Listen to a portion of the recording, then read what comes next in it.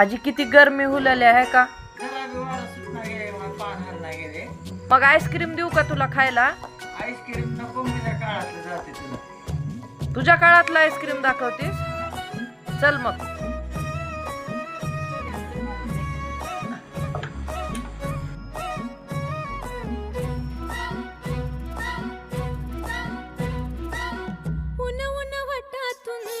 गुलाबी धांदल वाफाळल्या पिरमाची मोगरी मलमल.